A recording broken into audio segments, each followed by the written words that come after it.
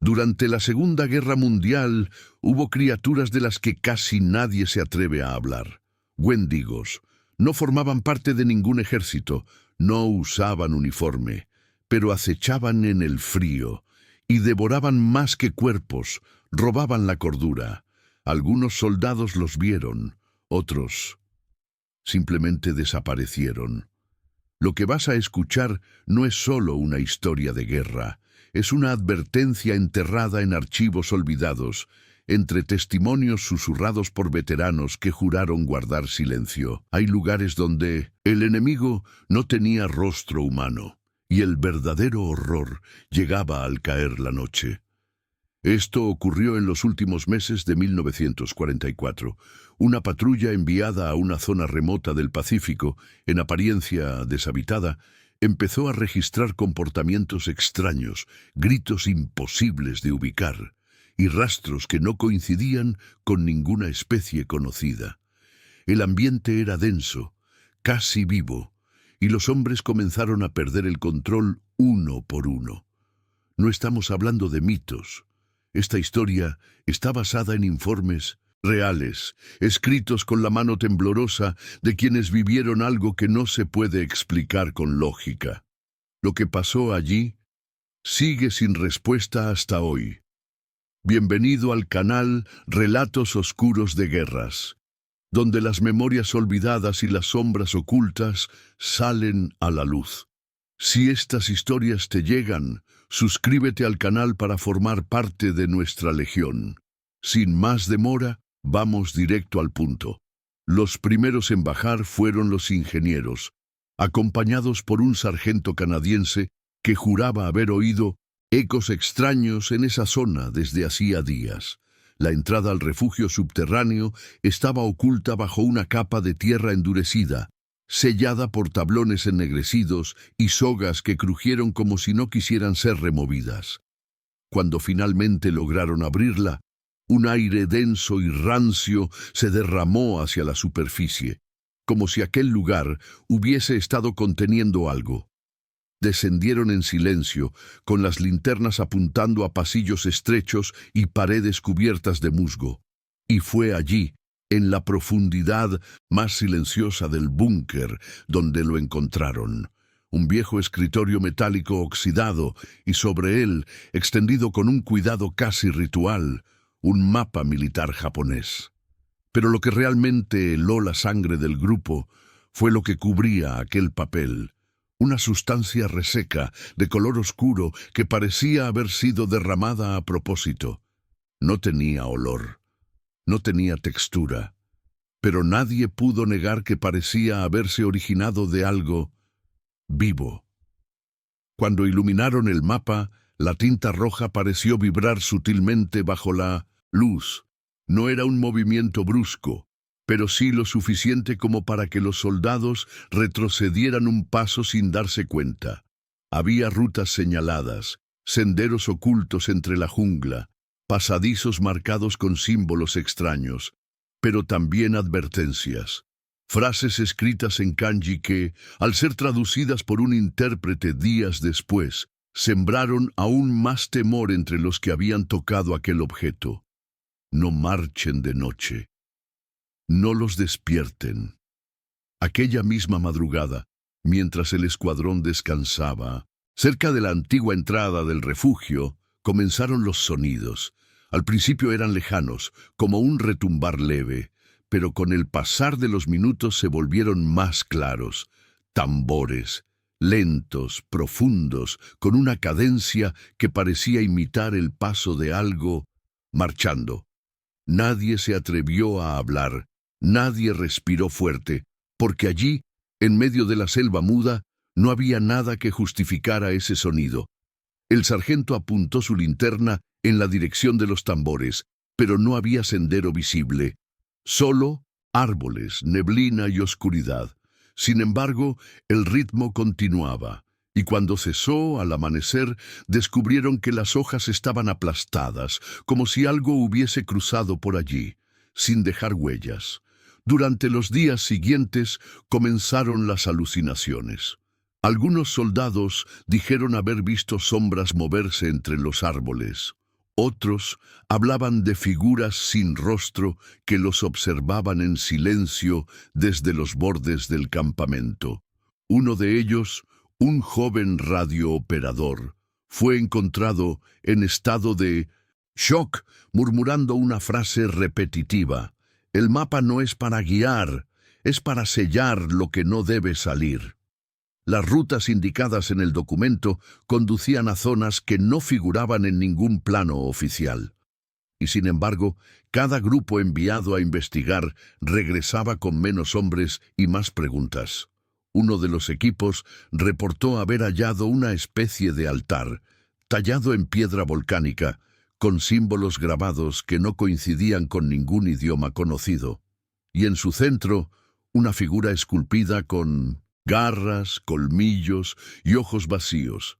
Parecía un ente a medio camino entre lo humano y lo animal.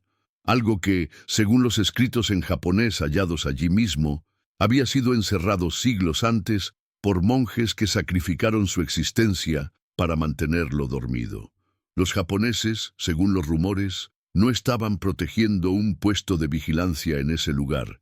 Estaban conteniendo una amenaza. El mapa era parte de un ritual de clausura. Cada línea, cada advertencia, cada mancha, era una barrera simbólica. Pero los aliados no lo sabían. Y ahora, mientras los informes de desapariciones y sonidos extraños se acumulaban, el mapa seguía allí, desplegado en la mesa del cuartel improvisado como una invitación a seguir explorando, o como una advertencia demasiado antigua para ser comprendida. Los tambores no han parado desde entonces. Solo cambian de lugar. A veces suenan en la distancia, otras muy cerca. Y lo más perturbador es que nadie ha visto quién los toca. La selva lo devoró sin hacer ruido. Fue durante una patrulla rutinaria al sur del perímetro establecido cuando el cabo escocés Ian MacArthur se desvió del grupo. Nadie lo notó al principio. Era un veterano de Normandía, curtido, respetado, el tipo de soldado que sabía cuidarse solo. Pero pasaron las horas y no regresó. Cuando por fin lo encontraron, al borde de un arroyo enlodado, el cabo estaba de rodillas, las manos cubiertas de una sustancia oscura y viscosa. Su mirada vagaba entre los árboles, pero no parecía verlos. Balbuceaba en gaélico antiguo, entrecortado, como si hablara con alguien que no estaba allí. Sus pupilas dilatadas no enfocaban. Su uniforme estaba desgarrado en los brazos, como si hubiese intentado escarbar con sus propias uñas. Y lo más inquietante, su aliento tenía el mismo olor que la tierra húmeda recién removida. Lo llevaron al puesto médico, donde lo sedaron. Al recobrar la conciencia, pronunció una frase que nadie quiso traducir de inmediato. Solo más tarde, un traductor civil que acompañaba al escuadrón reveló su significado. Ellos no están muertos, solo esperan bajo la tierra, con los ojos abiertos. Ian describió con detalles lo que, según él, había sido una trinchera abandonada. Dijo que la encontró por accidente, camuflada entre raíces gigantes, como si la selva la hubiese tragado a propósito. Bajó por una rampa empinada, y allí lo recibió un hedor que parecía no pertenecer al mundo de los vivos. Dijo haber visto a soldados sentados, inmóviles, pero cuando se acercó, notó que no respiraban. Eran como estatuas de carne, con los ojos vacíos y las bocas abiertas, congelados en expresiones de terror absoluto. Y entonces llegaron las sombras. Sin forma definida, se deslizaban por las paredes de la trinchera como humo consciente. Tenían ojos, dijo Ian, o al menos algo que brillaba donde deberían estar. Lo observaban, y luego, sin sonido alguno, comenzaron a atacar a los cuerpos, desgarrándolos sin tocarlos, como si los atravesaran desde dentro. Intentó huir, tropezó, cayó en la oscuridad, y cuando despertó estaba solo, sus manos hundidas en el barro, justo donde la supuesta trinchera debería haber estado. Pero al volver al lugar con un equipo de reconocimiento, no hallaron ninguna entrada. Ninguna rampa, ningún túnel, solo una hilera de cascos oxidados, alineados perfectamente sobre la tierra. Aún tibia. No había fuego, no había sol, pero los cascos humeaban, como si algo los hubiera calentado desde el subsuelo. MacArthur no volvió a ser el mismo. Se negaba a dormir bajo tierra, incluso dentro de los refugios seguros. Caminaba por las noches, con los ojos clavados en el horizonte, y un cuchillo siempre en mano. Dijo que si cerraba los ojos, volvía a oír los susurros, que las sombras conocían su nombre ahora, que lo estaban llamando para regresar. Una semana después, desapareció de nuevo. Esta vez no lo buscaron. Solo encontraron su casco, colocado con cuidado sobre un montículo de barro fresco, donde nadie recordaba haber cavado. A su lado, una línea de huellas que no llevaban a ninguna parte. El hospital estaba oculto entre la maleza, como si la selva hubiera intentado tragárselo para siempre. Una estructura de madera podrida, con lonas raídas colgando como piel desgarrada. Nadie quería entrar. Nadie. Excepto Otto Brandt, prisionero de guerra alemán, capturado en Birmania tras ser separado de su unidad. Otto había ofrecido sus conocimientos médicos a cambio de condiciones menos inhumanas. No era un médico de vocación, sino de formación. La guerra lo había endurecido, pero nada lo preparó para el lugar al que fue enviado. Un antiguo hospital de campaña japonés, abandonado tras la retirada, asignado ahora como punto de inspección para material médico recuperable.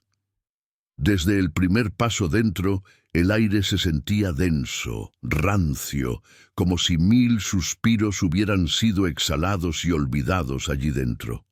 Camillas oxidadas aún sostenían vendas frescas.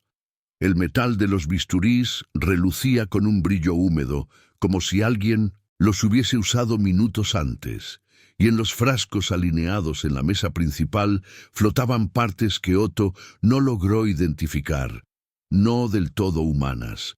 Esa noche, mientras intentaba dormir sobre una colchoneta improvisada, sintió un frío que no venía del clima. Abrió los ojos y allí estaba, una figura femenina de uniforme blanco, con el rostro cubierto por una gasa ensangrentada. No tenía ojos, no tenía boca, solo una hendidura donde alguna vez pudo haber existido expresión. Con movimientos lentos, casi rituales, se acercó y le colocó un bisturí oxidado en la mano. Luego desapareció entre las sombras sin hacer ruido. Otto creyó estar soñando, hasta que vio el bisturí junto a él al despertar. Durante los días siguientes, comenzó a oír voces. Al principio, un murmullo leve que surgía de las paredes. Luego, instrucciones claras, precisas, susurradas junto a su oído. «Prepara la mesa. No uses anestesia. Despiértalo». Una noche encontró una camilla ocupada. Un cuerpo cubierto por una sábana. Al retirarla no halló un herido, sino un torso abierto en canal, con los órganos en orden incorrecto, el corazón donde debía estar el estómago, los ojos cosidos dentro del pecho, y sin embargo los párpados parpadearon, el cuerpo respiraba.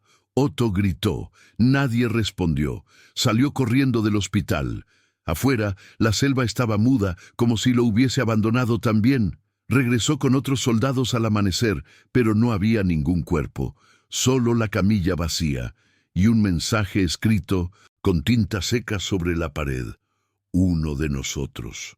Los otros comenzaron a evitarlo. Decían que hablaba solo, que tenía la mirada perdida, que sus manos se movían por sí solas, como si siguieran instrucciones invisibles.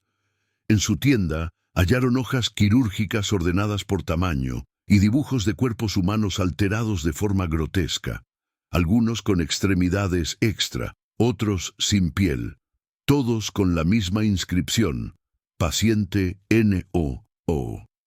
Ninguno con nombre. La enfermera regresaba cada noche, y cada Noche, Otto operaba. Decía que debía corregir los errores de los vivos, que el hospital aún cumplía su función, aunque el mundo lo hubiese olvidado, que los que yacen bajo las camas oxidadas aún esperan ser reconstruidos, ser despertados. Un día simplemente desapareció. La enfermería fue sellada, pero quienes han patrullado esa zona afirman que en las noches más húmedas se oyen instrumentos metálicos chocando dentro de la vieja estructura, y una voz grave, rota, que murmura en alemán: «El siguiente está listo». El reloj marcaba las 03:17 AM cuando la alarma rugió por todo el campamento. Un zumbido seco, antinatural, como si no proviniera del sistema eléctrico, sino del aire mismo. Los soldados salieron de sus tiendas con los nervios encendidos, apuntando sus linternas hacia la espesura. No había tiros, no había gritos, solo esa vibración en el suelo, creciente, profunda, como un tambor latente que venía de bajo tierra. Fue el sargento Morales quien los vio primero. Caminaban por el sendero de tierra roja que rodeaba la base. Altos, lentos, perfectamente alineados. Figuras envueltas en una niebla espesa que parecía moverse con ellos. No tenían rostro visible. Bajo los cascos corroídos, solo oscuridad. Llevaban armaduras antiguas, oxidadas, cubiertas de grietas, como si hubieran salido de un sepulcro olvidado.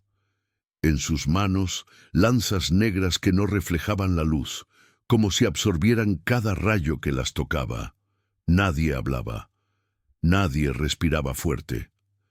El capitán Callahan fue el primero en levantar su arma. Dio la orden, voz firme, desesperada: «¡Apunten! ¡Fuego!».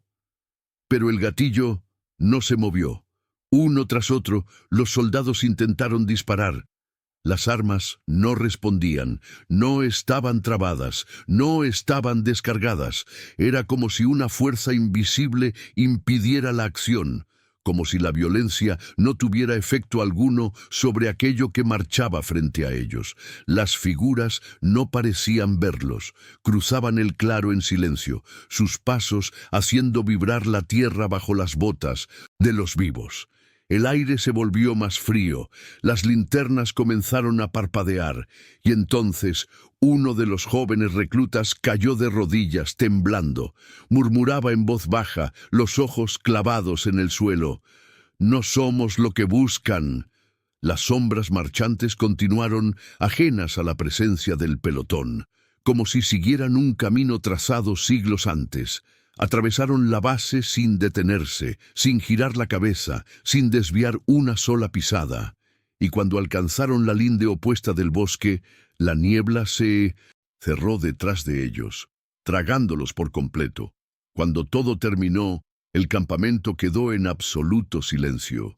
Los relojes se habían detenido en la misma hora de la alarma, 03:17. Callahan ordenó revisar las cámaras, los sensores de movimiento, cualquier registro. Pero no había datos. Nada se activó, como si no hubiera pasado nada. Solo una cosa quedaba: el suelo del sendero. Las huellas aún estaban allí, decenas de marcas profundas, perfectamente alineadas, que se hundían más de lo que ningún humano podría lograr. Durante las noches siguientes, nadie durmió tranquilo. Algunos afirmaban haber escuchado pasos en los pasillos vacíos. Otros decían que los cascos colgados en las tiendas vibraban solos antes del amanecer. Un ingeniero juró ver su sombra moverse antes que su cuerpo. Las sombras no hablaban, no atacaban, pero buscaban, y todos sabían que tarde o temprano lo encontrarían. La retirada debía ser rápida. El enemigo se acercaba por el norte y el escuadrón, agotado y mal armado, tenía una única ruta de escape, un viejo puente de madera que cruzaba un riachuelo seco, marcado en los mapas como Puente 112, Paso Seguro. Lo habían usado semanas atrás. Estaba desgastado, sí, pero firme. Una construcción olvidada por el tiempo, aún útil para huir cuando todo lo demás fallaba. Pero esa noche No había puente, solo bruma. Donde debía estar la estructura, se extendía una abertura oscura, imposible de medir. Una especie de herida en la tierra, bordeada por piedras rotas y raíces que colgaban como venas secas.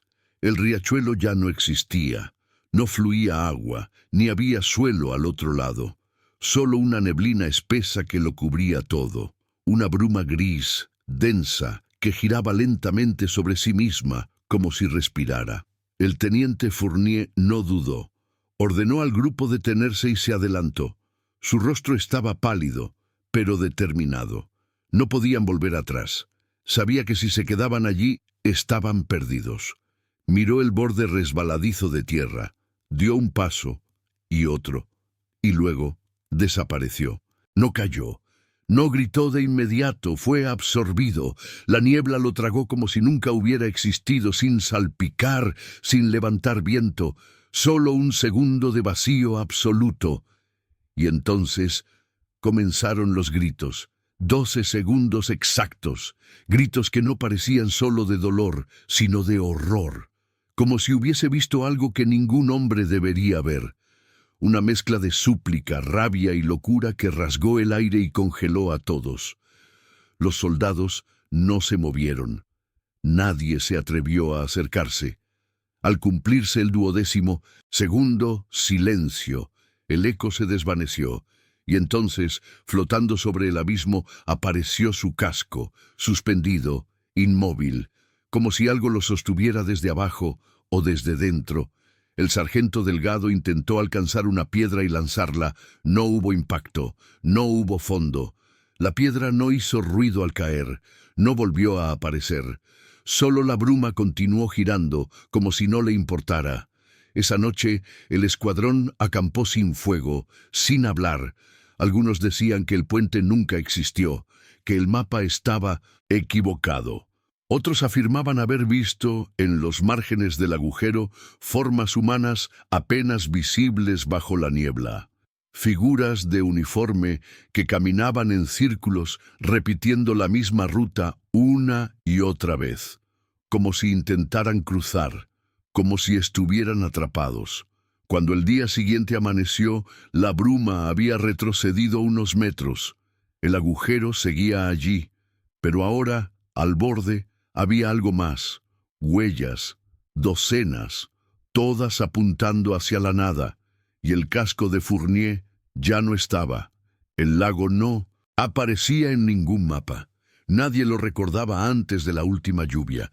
Simplemente estaba ahí, como si hubiera despertado bajo el barro, al pie de una colina olvidada por el tiempo. La bruma lo cubría a toda hora. Era espesa, baja, y parecía no moverse jamás. No había peces, no había reflejos. El agua no ondulaba ni siquiera con el viento, como si el lago no respirara. La orden era simple: inspección y reconocimiento. El teniente Ávila y su escuadrón se acercaron con cautela, guiados por coordenadas transmitidas desde un puesto que había quedado en silencio días antes. Querían saber si aún quedaba alguien con vida. Lo que encontraron fue peor. MacArthur, el cabo escocés que ya había enfrentado cosas que nadie podía explicar, fue el primero en notar los uniformes. Bajo la superficie, apenas visibles entre la negrura del agua estancada, se movían figuras. No flotaban, no emergían, caminaban lentamente, uno tras otro, entrelazando sus pasos como si repitieran una rutina ancestral. Había soldados japoneses, americanos, incluso uno que llevaba el mismo parche que ellos.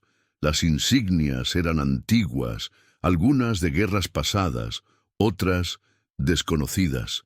El agua no los tocaba.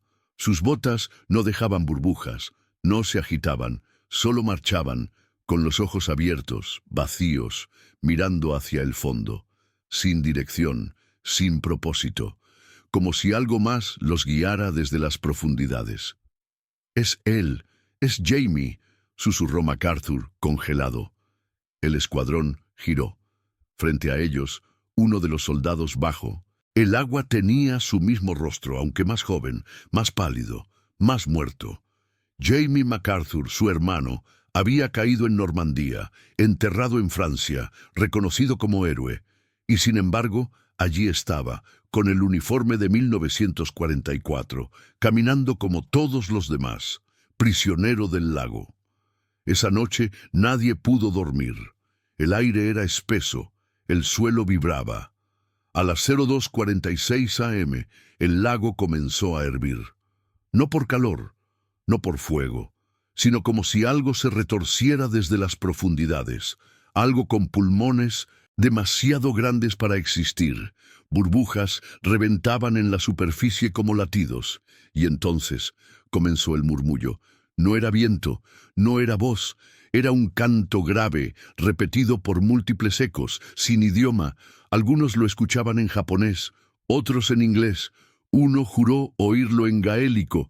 Era como si el lago hablara en los recuerdos de cada hombre. Los árboles se inclinaron, la niebla giraba como una espiral, y luego silencio, total, espeso, asfixiante. Cuando todo se calmó, una roca apareció en la orilla. No estaba allí antes, sobre ella un nombre grabado con precisión quirúrgica: Edward Callaghan.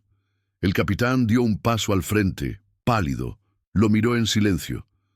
«Aún no estoy muerto», dijo. Nadie respondió. Todos sabían que ya no importaba. Desde aquella madrugada, el capitán dejó de hablar durante el día. Pasaba horas frente al lago, solo, sin moverse. A veces lo encontraban mojado, aunque no había llovido. Su mirada se perdía en el agua como si escuchara algo. Una noche, MacArthur lo encontró murmurando nombres que no estaban en la lista de su escuadrón, y al preguntarle qué hacía, Callaghan solo respondió: «Los estoy recordando para cuando regresen». Días después desapareció. La patrulla buscó huellas.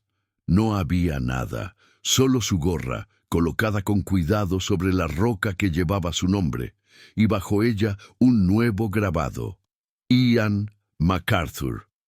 Nadie volvió a acercarse al lago, pero por las noches los centinelas juran ver sombras bajo el agua, soldados que marchan sin detenerse. Algunos los reconocen, algunos fueron sus amigos, y todos saben que un día también marcharán allí abajo. Porque el lago no olvida, solo espera. Durante décadas, el Hangar 3 de la base naval en Pearl Harbor permaneció sellado, no por daños estructurales, no por órdenes logísticas, sino por algo más antiguo, más denso. El registro oficial decía inhabilitado por colapso interno, pero los veteranos de la isla sabían la verdad. Nadie se acercaba a ese lugar, ni siquiera los guardias de rutina. El silencio allí dentro era diferente, más profundo, más frío, hasta que una orden llegó desde lo alto, directa, sellada, inapelable: reabrir. El equipo encargado, 4 soldados, un intérprete civil y un técnico en señales, accedió al hangar al anochecer. Al forzar la enorme compuerta oxidada, un hedor los envolvió de inmediato. No era olor a humedad ni a metal viejo, era algo más salado, denso, como si el mar mismo hubiese podrido sus entrañas. Dentro, la oscuridad era casi sólida. Las linternas apenas arañaban las esquinas. En el centro del hangar, el suelo estaba cubierto de marcas circulares trazadas a fuego. Grabados geométricos, antiguos, rodeados por un solo término repetido en cada extremo: Kapu. La palabra, según el intérprete hawaiano, significaba prohibido, pero no en el sentido común. Era una prohibición ritual, sagrada, un límite entre lo humano y lo que no debía ser tocado. Uno de los círculos estaba roto, apenas una grieta, una línea interrumpida, como si alguien hubiese pisado donde no debía. Fue allí donde comenzó todo. Desde el rincón más profundo del hangar surgió la silueta. Un hombre, uniforme japonés, desteñido por el tiempo pero intacto. Avanzaba con pasos arrastrados, con la cabeza al revés, no torcida, no rota, invertida, como si sus cervicales hubiesen nacido al revés. La boca hablaba, pero no emitía palabras reconocibles. Murmuraba en un dialecto antiguo, entrecortado, como si estuviera recordando oraciones perdidas hace siglos. Olel, soldado ruso Mirov, temblando, levantó su arma. Disparó sin pensarlo. El proyectil atravesó al ser como si no existiera y golpeó directamente en el pecho de Otto Brandt, el médico prisionero que los acompañaba. Otto cayó de inmediato. Su rostro se relajó mientras exhalaba el último aliento. No hubo dolor, no hubo grito, solo una expresión de alivio, como si por fin se hubiera liberado de algo que lo consumía desde mucho antes. La figura permaneció en pie. Mirov cayó de rodillas, balbuceando excusas, repitiendo que no apuntó mal, que no podía haber errado a esa distancia. Nadie lo contradijo. Todos lo vieron. La entidad había desviado el disparo sin moverse, como si guiara el proyectil hacia el único que debía recibirlo. Después de eso, comenzaron los susurros. Durante las noches siguientes, quienes habían estado en el hangar soñaban con ahogarse en agua negra. Despertaban con las uñas llenas de arena volcánica. Uno comenzó a hablar japonés mientras dormía, aunque nunca lo había estudiado. Otro perdió la voz por completo. Las cámaras de seguridad del Hangar 3 mostraban grabaciones corrompidas, con estática intermitente y breves destellos de la figura caminando en círculos, solo repitiendo el mismo trayecto una y otra vez. Mirov desapareció al 7º día. Solo encontraron su placa militar colocada justo en el centro del círculo roto. Alguien o algo había trazado una nueva línea alrededor de ella, cerrando nuevamente el símbolo con la palabra Kapu. El hangar fue sellado de nuevo, pero los más viejos, los que aún recuerdan las antiguas leyendas de la isla, dicen que lo que duerme allí no es un espíritu, es un castigo, una consecuencia olvidada de algo que los hombres invocaron sin comprender, y que cada vez que el círculo se rompe, alguien debe tomar su lugar. El último mensaje llegó a las 04:13 am, desde un canal que ya había sido declarado inactivo. Provenía de la estación abandonada de comunicaciones en Kaneohe Bay, al noreste de Oahu. La transmisión era débil, cortada por interferencias, pero la voz era inconfundible. Capitán Edward Callahan, el mismo hombre que, según todos los informes, había desaparecido semanas atrás junto a su escuadrón. Nadie debía estar allí. La estación había sido evacuada tras un incidente sin explicación. Algo sobre sonidos subterráneos, interferencias incontrolables y soldados que no despertaban después de la guardia. Los registros oficiales lo llamaron fallo técnico y fatiga extrema, pero los que estuvieron allí sabían que no era solo eso. La voz de Callahan sonaba exhausta, quebrada, como si hablara desde un lugar muy lejos del mundo. Aquí Callahan, estación de Kaneohe. Si alguien escucha esto, no entren aquí. Ellos no quieren ser vistos, no les gusta que los miren. Su voz se distorsionó, como si algo la arrastrara hacia abajo. Siguen caminando, incluso ahora. Silencio, un zumbido. Luego, otra vez la voz. Me escuchan cuando hablo, me ven cuando duermo. No estoy solo, nunca estuve solo. El técnico que revisó la señal intentó ubicar su origen exacto, pero la señal no venía desde el transmisor principal, sino desde un canal antiguo, sellado en los años 40. Un canal de guerra que ya no debía existir. Aún así, la imagen llegó. La cámara mostraba el interior de la estación. Paredes descascaradas, cables colgando, un escritorio cubierto de tierra. Callahan estaba allí, pálido, con el rostro hundido, la mirada fija en el monitor, como si no viera a través de él, sino más allá. Sus labios temblaban. No era un lugar, era una puerta, y nosotros la abrimos. Detrás de él comenzaron a aparecer figuras. Al principio, sombras sin forma, fundidas con el fondo. Luego, cuerpos, altos, huesudos, con brazos demasiado largos y cabezas ladeadas. No tenían ojos, solo hendiduras oscuras, profundas, que parecían absorber la luz. Rodeaban a Callahan lentamente, como un rezo.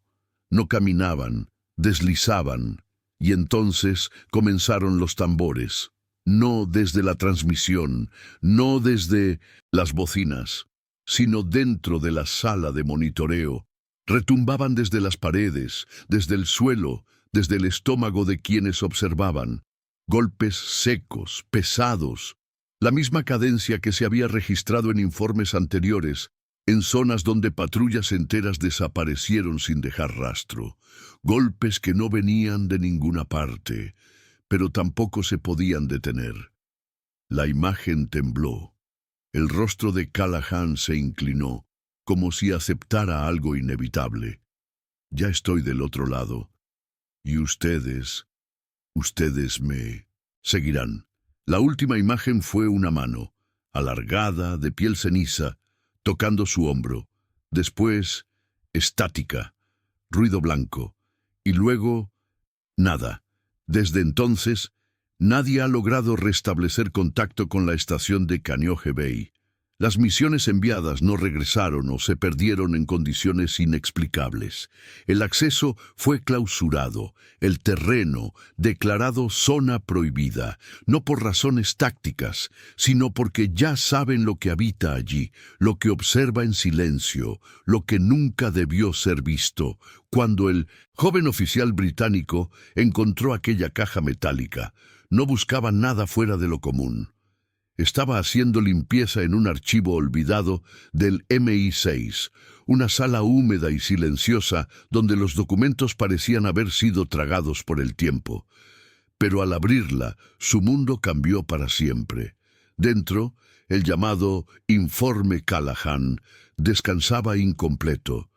Las páginas, amarillentas y arrugadas, estaban cubiertas con manchas oscuras que no parecían tinta ni humedad.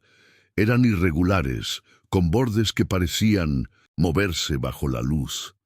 Algunos fragmentos del texto eran ilegibles, como si algo los hubiese corroído desde dentro. Lo poco que pudo leer hablaba de Kaneohe, de los susurros, de los que caminaban bajo el agua, y de una advertencia escrita al margen con letra temblorosa. No lo nombres, no lo invoques, ya conoce tu voz. El oficial pidió acceso a documentos relacionados. Quería entender quién había sido Callahan, por qué desapareció su escuadrón, qué había ocurrido realmente en esa bahía olvidada. Pero antes de que pudiera avanzar, recibió una orden directa enviada desde los niveles más altos. Archivo clasificado, bajo custodia espiritual del Pacífico. No volver a abrir. Desde entonces, el informe fue enterrado en una bóveda sellada, sin número de referencia, sin firma, como si la historia hubiera sido arrancada del tejido oficial del mundo. Pero algunos dicen que esa bóveda no está vacía, que a veces, al pasar cerca de esa sección olvidada del archivo, se escuchan golpes secos, rítmicos, como tambores. Tambores que, según antiguos registros, volvieron a escucharse una vez más en diciembre de 1957, exactamente a las 03:17 am, la misma hora de la última transmisión de Callahan. Una patrulla en Guam reportó vibraciones en el suelo, acompañadas de un murmullo grave que parecía venir del océano. Nadie encontró el origen, nadie lo explicó. Pero tras ese suceso, el nombre de Callahan fue eliminado de todos los sistemas, como si jamás hubiese existido. Y aún hoy hay quienes afirman que cada año, en la noche del 7 de diciembre, los tambores regresan, que pueden escucharse en ciertas costas del Pacífico si uno guarda silencio absoluto, que los soldados del destacamento perdido, aquellos que marchaban entre la niebla, los que tenían los ojos vacíos y la piel gris, siguen caminando en algún lugar. No envejecen, no descansan, solo avanzan una y otra vez, como si su guerra aún no hubiera terminado. Y si uno escucha con atención, puede oírlos, marchando, justo detrás del viento. ¿Conocías esta historia? ¿Qué habrías hecho tú si hubieras encontrado el archivo? ¿Qué otras verdades han sido selladas y ocultas por el ruido de la guerra? Si esta historia te dejó pensando, no dejes que se pierda en el olvido. Suscríbete al canal y activa las notificaciones para descubrir más secretos enterrados por la guerra. Hay voces que aún no han sido escuchadas y horrores que siguen esperando en la sombra, más allá de los mapas y del tiempo. Gracias por quedarte hasta el final. Pero recuerda, hay cosas que es mejor no buscar. Nos vemos en el próximo relato, si es que aún estás aquí.